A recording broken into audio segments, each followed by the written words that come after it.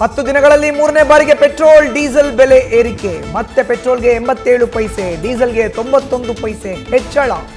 Middle class ಜನರು ಬದುಕು ನಡೆಸೋದೇ ಬಲು ಭಾರ.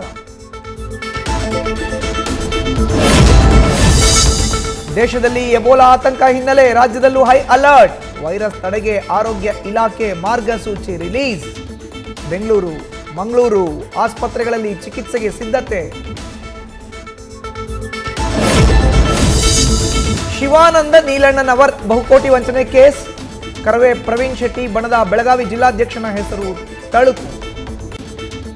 ಸಿನಿಮಾ ಹೂಡಿಕೆ ಐಷಾರಾಮಿ ಕಾರು ಗಿಫ್ಟ್ ಪಡೆದಿದ್ದ ಅಭಿಲಾಷ್ಗೂ ಸಿಐಡಿ ನೋಟಿಸ್. ಸರ್ಕಾರಿ ಜಾಗಕ್ಕೆ ಕಾಂಪೌಂಡ್ ಕಟ್ಟಿ 11 ಎಕರೆ ಗುಳುಂ.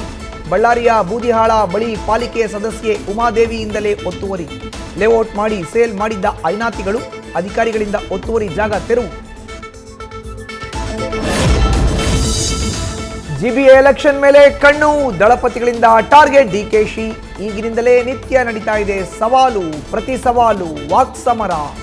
ಚದುರಡಿ ಚೋರ್ ಅಂತ ಡಿಸಿಎಂ ಡಿಕೆ ಶಿವಕುಮಾರ್ ವಿರುದ್ಧ ವಾಗ್ದಾಳಿ.